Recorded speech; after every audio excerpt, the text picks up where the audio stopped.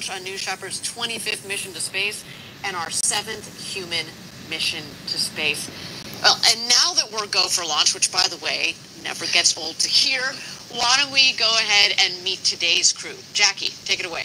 Let's do it, Ariane. In seat number 1 is Ken Hess, a software engineer and entrepreneur with a lifelong passion for flight.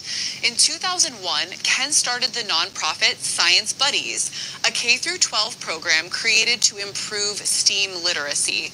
And flight is just in Ken's blood. This is really cool, Ariane. Back in 1922, Ken's great-uncle Franklin stepped into the literal future when he flew a Curtiss Model F flying boat. You heard that right, flying boat. That's cool. And like his uncle, Ken will be a pioneer in his own right today, helping to open up the frontier of space. In seat 2, we have Carol Schaller, a retired CPA from the best state in the United States, Pennsylvania. You're a little biased, I think. I think that's what we're reading. Just a little. In 2017, Carol's doctor told her that she would likely go blind. And since then, she's made it her mission to see the whole world. And she has. She's covered 25 countries. She's been to Mount Everest Base Camp. She's trekked the Uganda forest. She's seen mountain gorillas, camped on the Antarctic plains at 20 below zero. Clearly, nothing is holding Carol back. She told us that seeing Earth from space will fulfill her lifelong dream. Now, next we have Sylvain Chiron on seat number 3. Sylvain is the founder of Brasserie Mont Blanc, one of the largest craft breweries in France. And he was born in the French Alps, grew up skiing in his backyard, but importantly is connected to today. He earned his pilot's license at age 16 and has been flying airplanes ever since. So aerospace is certainly in this man's blood. In seat number 4, we have Ed Dwight. Ed was selected as the nation's first black astronaut candidate in 1961 after completing the elite U.S. Air Force flight training program, known at the time as a pathway to the astronaut corps. Now, Ed left the military in 1966, unfortunately not having gone to space at that point, but he became an entrepreneur, and ultimately he fulfilled his other childhood dream of becoming an artist. And now we have had the great pleasure of sitting down with Ed in his studio earlier this year. Let's check it out. So let's walk this way into the studio. There's a group of people who know me as Ed Dwight, the artist. And they have no idea that I was involved in anything about space. I was going to be the first black astronaut. I completed astronaut training. Everything that we did, I did, and I did it well. And if politics had changed, I would have gone to space in some kind of capacity. Everybody has this thing about how angry I must have been, how disappointed I must have been. As I look at it philosophically, my role in the whole process was to open up a conversation about blacks in space. And so I served a purpose, and I was very, very proud of it.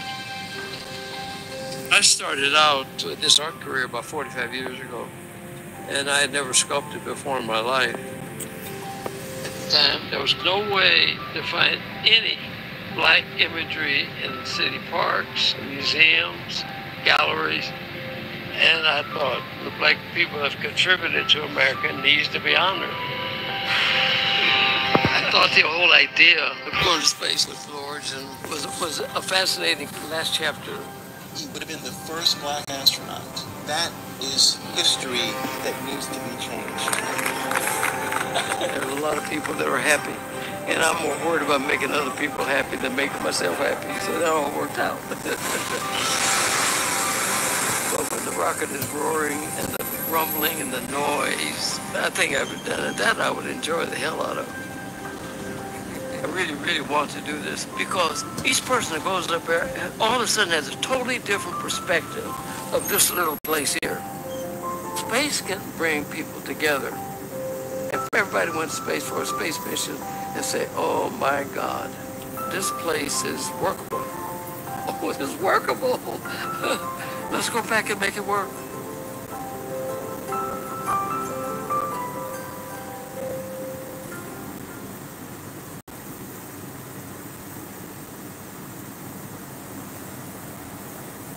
I have to agree with that there.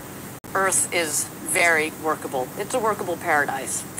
Now, it's an honor to fly Ed on board today. It truly is. And next, in seat number 5, we have Gopi Thotakura. Gopi is co-founder of Preserve Life Core, a global center for holistic wellness and applied health. He's a lifelong pilot and aviator.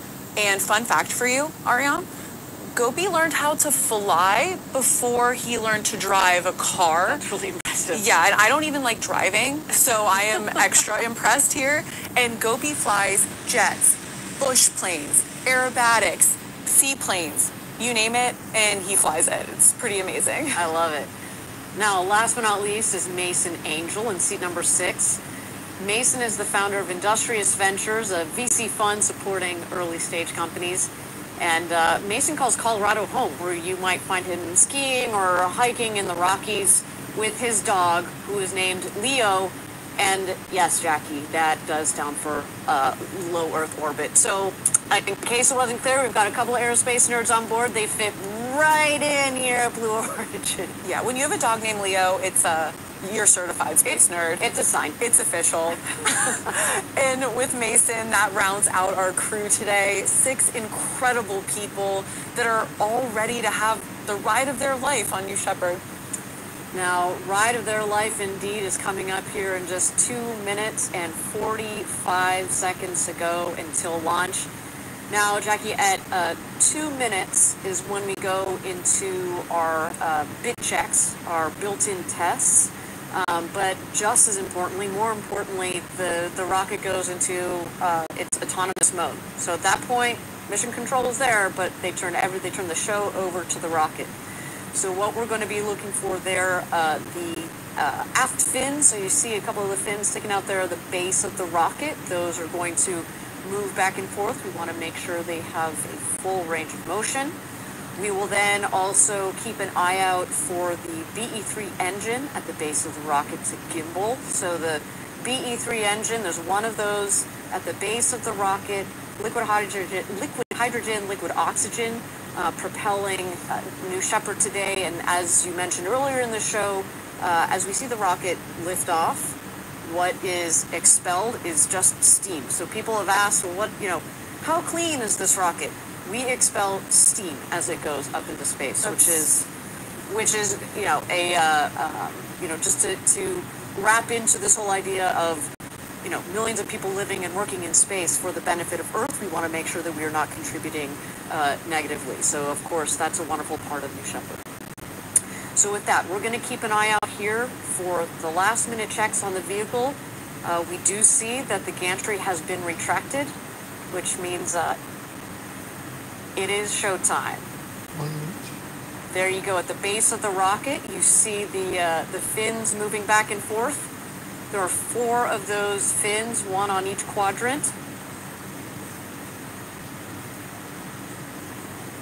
And at this angle, unfortunately, we're not going to be able to see the BE-3 engine gimbaling back and forth, but the gimbal of the engine plus those fins are what direct the rocket both on ascent, but obviously the rocket, because it comes back to land, also upon descent to make sure it ends up right on its landing pad 2 miles north of where it's taken off from.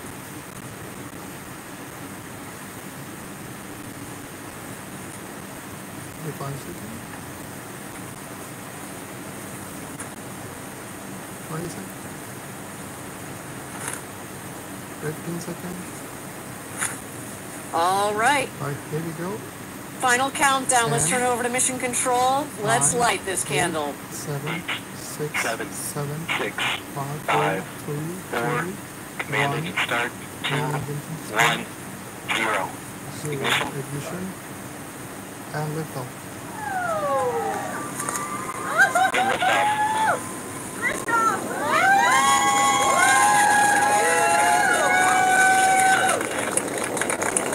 New Shepard has cleared the tower. The rocket and our astronauts are heading up to space.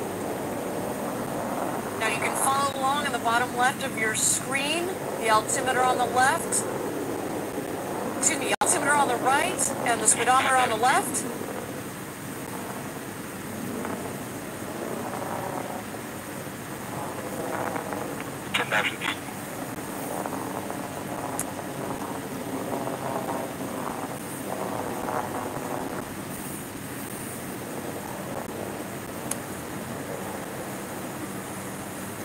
All right, as we go through this flight, there are a couple of milestones here. The first one will be max Q. That's when the dynamic pressures are the highest on the vehicle.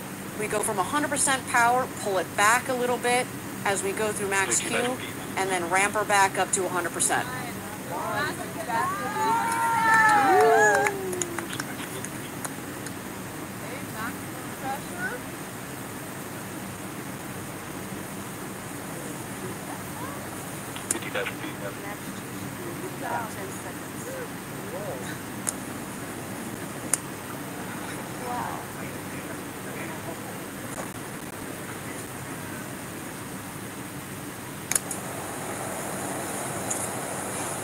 Max Q has been confirmed. Again, thank you everybody for joining us for New Shepard's 25th mission to space.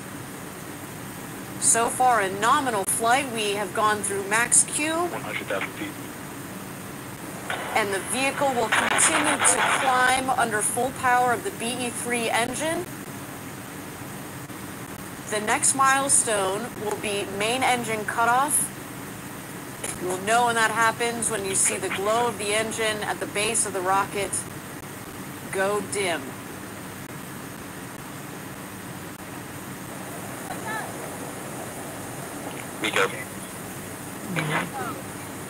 There we go. Main engine cutoff confirmed. That's 200,000 feet.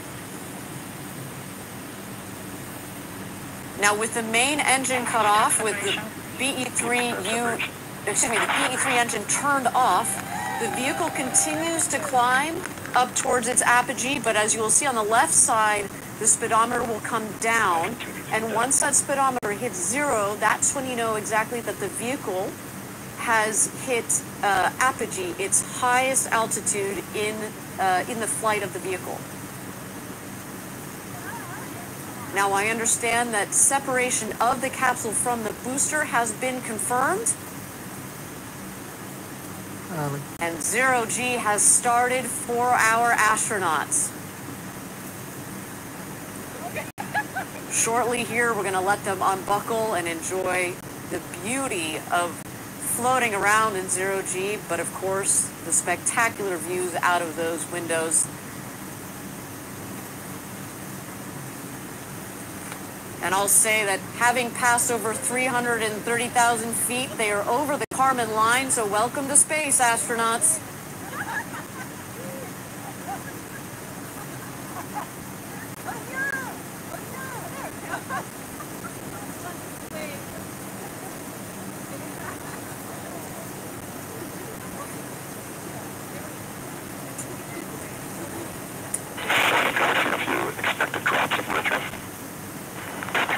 There we go. Apogee at just about 347,000 feet or so. Of course, we'll confirm our official figure at the end or after the webcast.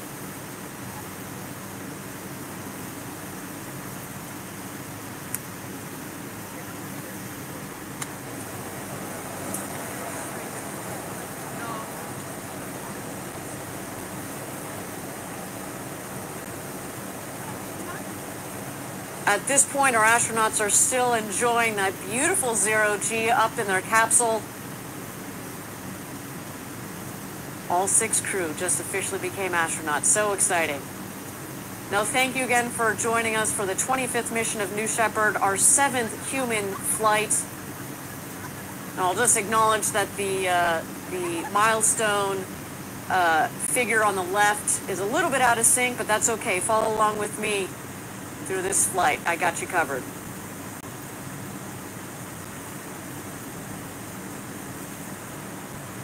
At this point into flight, you see the 2 craft, the rocket on the left, the crew capsule on the right, and you're going to see the speedometer on the bottom left of the screen increase as the vehicles speed up back towards Earth. The rocket is going to beat the capsule back down to the ground. It is more aerodynamically shaped. And once it hits atmosphere, we've got a multitude of aerodynamic surfaces that are going to guide it back to its landing pad just 2 miles north of the launch pad. And then just a little bit afterwards, we have the crew capsule, which will also come back down into that West Texas Valley for a nice soft landing. Received pass, but not for approach. Yeah.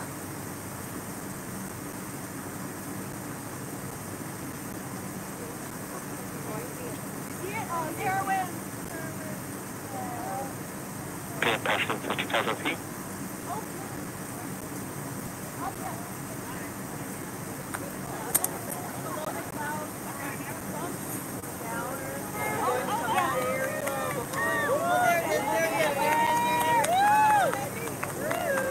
All right, you see the booster that is headed down. You see the drag fins, the drag brakes that have just deployed. Those cut the speed of the booster in half. Also at the top of the rocket there, you see the forward fins. They kind of look like pie slices, one on each quadrant. That helps keep the vehicle stable. And there we go, BE-3 engine relight.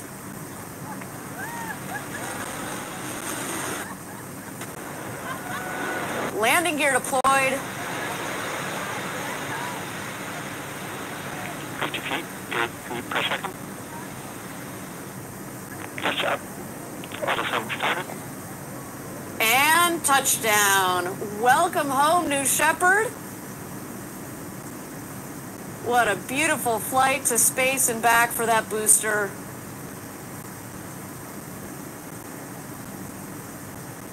Man, it feels good to be flying again, Jackie.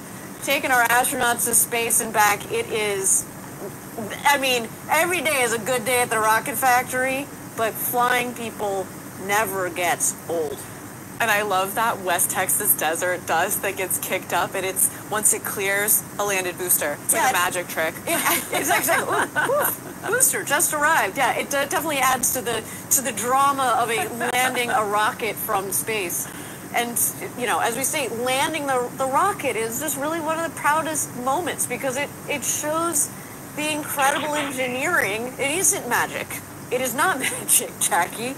The engineering that has gone into building, designing, testing, flying, but bringing this rocket home from space, ready to be reused. You see very quickly thereafter, the forward fins come back in, the drag brakes come back in. You look like you just fuel her up and launch her from there and get ready to go again. But the show is not over. The crew capsule has deployed its guide parachutes and its mains. Everything looking nominal on today's flight.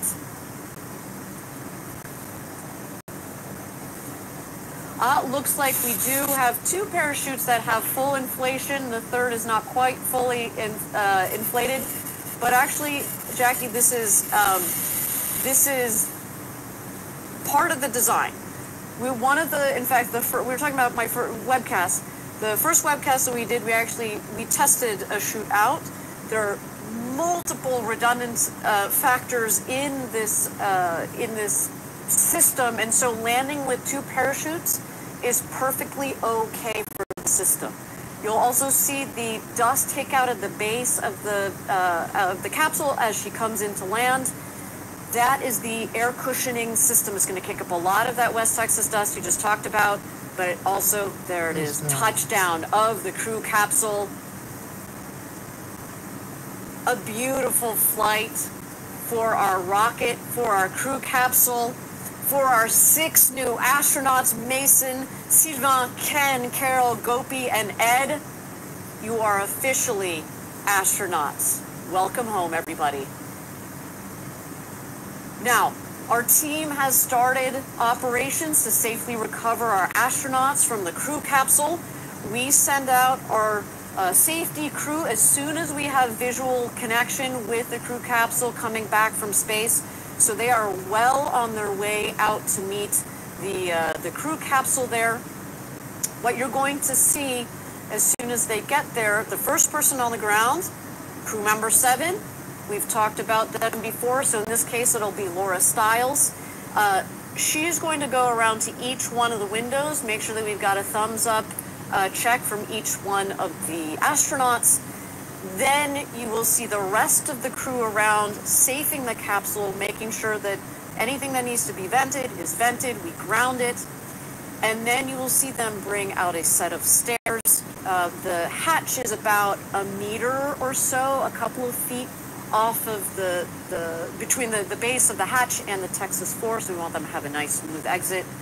And then we bring their friends and family out there. Then it's time to celebrate. It's time to celebrate. They've just become astronauts. They've achieved this incredible, it's an incredible thing that they've been dreaming about since they were kids, and finally it's happened. There you go, see part of the operations crew in the background. So we have a celebration, and that is topped off by a pinning ceremony. We pin them with their astronaut pins, and it's a really touching moment. It really is a touching moment. We do have initial confirmation that all astronauts are doing great.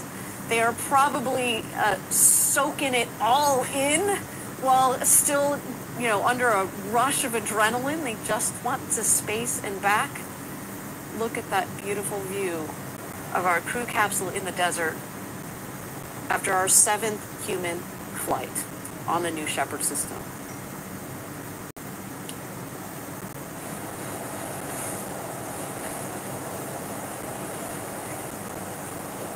Now, Jack, you see the crew capsule there and the parachutes that have fallen not far from the capsule itself.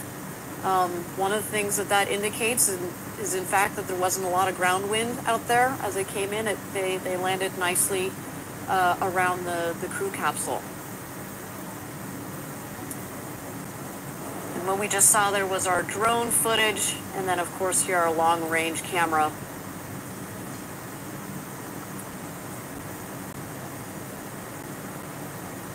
And Jackie, while this is a long-range camera, something that you can't miss on this crew capsule are the windows. So 6 seats, 6 windows, all like the entire surface area, a third of it is windows. So that also includes the base. So when you think about it, like it actually feels like even more than a third of the capsules is windows. And we've heard from some of our previous astronauts when they're up there, like, oh, you're just so, in awe of the view coming in from your own window. But when you turn back around to look at your crewmates, all you see is window, because your brain just connects all those windows together. It almost feels like you're just looking out of one continuous window. And talking about previous astronauts, why don't we talk with Chris Bosshausen from our 2nd human flight. Chris, can you hear me? Yes, I can. Wow, that was an exciting flight. Wasn't that exciting? I mean, what? Give me an idea. Again, you were on our 2nd human flight. What is it like when you've gone up to space, you come back down, and you're waiting in the crew capsule? I think, if I recall, we were just so excited, and like on the way down, I remember William Shatner said, I think when the Capcom does the check-in, he said astronaut Lemley is crying, and then we're all crying, and then we landed, and I think we were kind of laughing with joy that we'd landed safely, but still just overflowing with emotion from what we just witnessed. Well, and yeah, talking about overflowing of emotion, I think one of the most extraordinary parts from your flight was precisely seeing William Shatner as he came out of the capsule, and he was just overwhelmed. And how fortunate are we to have captured a poet.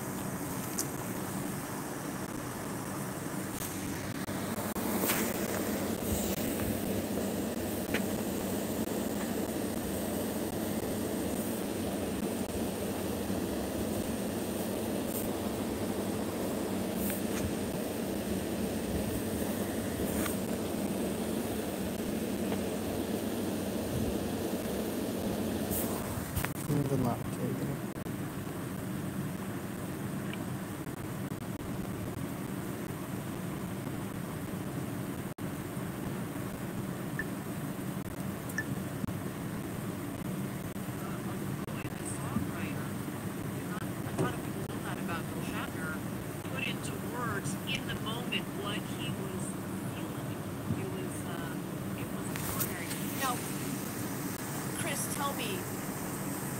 just talked about this one moment where you're in the capsule, but tell me about your experience from training through what we're seeing here. What were some of the highlights?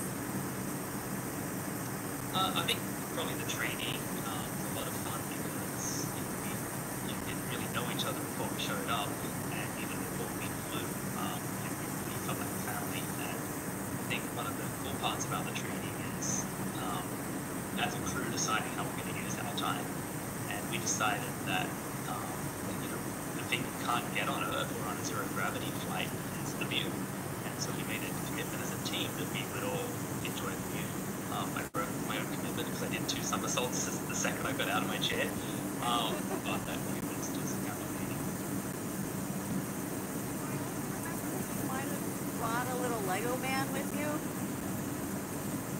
I did, yeah. I carried up a few little keepsakes as sort of tributes to my influences, and one of the key ones was a little yellow Lego astronaut. And ever since I was probably age 4, I've been building spacecraft out of Legos. So I really wanted to carry this up there for the inner child in me and everyone out there, no matter their age, to just keep playing and exploring. Critical question. Where is that Lego right now as we speak? He is sitting on my desk at home. He's very happy. Yeah, he is his also legs are an getting a bit astronaut. loose because I actually pick him up every day. Yeah, and he's an astronaut, right? I suppose there were five on our crew. He's an astronaut. We couldn't put the pin in the plastic, but I'm sure we can send him a pin anyway, if we haven't already. All right, Chris, just a second here. I want to comment on what's going on. So if you're just joining us, we have just had a successful 25th mission of New Shepard, the 7th human space flight for our New Shepard program. That makes 37 astronauts in total that we have taken up to space and back. What you see here is our safety team that is safing the vehicle, making sure, again, that everything that needs to vent has been vented, making sure that our astronauts are all right, although I have heard already that everybody is a thumbs up and had a great flight to space and back. What you will see coming up shortly here is they will put a set of stairs just outside the hatch for a nice, comfortable egress of the crew capsule. And then, of course, we are also removing the parachutes so they're not so they're disconnected from the capsule itself. Now, Chris, back to you. So you talked a little bit about your experience. Do you have a highlight from? I know this is a hard question. One highlight from the flight itself. Yeah, I think it's hard to choose, but there's so many really interesting things. But I think the most profound one was when I stopped looking at the Earth and then went out to look at the blackness of space. I felt almost like a tractor beam attracting me and luring me to go further. I almost feel like it was an explorer's gene that switched on, and a voice in my head said, "Keep going." And that, I'd always wondered how I'd feel as a space advocate having flown. Would I feel like I'd finished my life's mission and I had nothing left to do? But I actually came back more motivated than ever to keep going out into space. Well, Chris, you are an entrepreneur. You helped start the company Planet, which puts, small satellites, Earth observation satellites into space. Before that, you were executive director of Space Generation, trained in aerospace engineering. What was it like putting all of those pieces together and then going to space? You have to speak on behalf of a lot of us that have wanted to go to space and are in the space industry, but may or may not get that opportunity.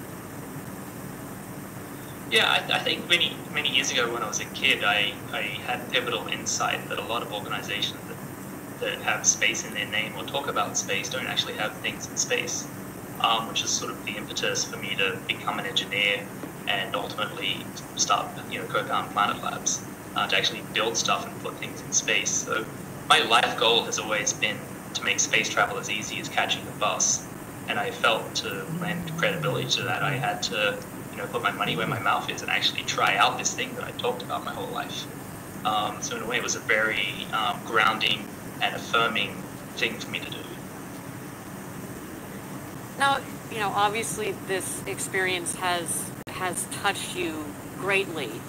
I love that quote about how you looked up at the darkness of space and it almost was drawing you like, oh, no, there's more to go. We have to go further. How have you, in the last couple of years since you've flown, what have you done to tell your story, to talk about these experiences and share them with the rest of the world? Besides, of course, joining us on our webcast. So thanks for that, by the way. Yeah, no, thank you. Thanks for having me back. I think the thing that I'm most excited about is to send more people to space. So I actually just joined the board for Space for Humanity. And in the spirit of what I was just saying, they're one of the few space foundations that has actually sent people to space. They've already sent, I think now officially 3 citizen astronauts because they help sponsor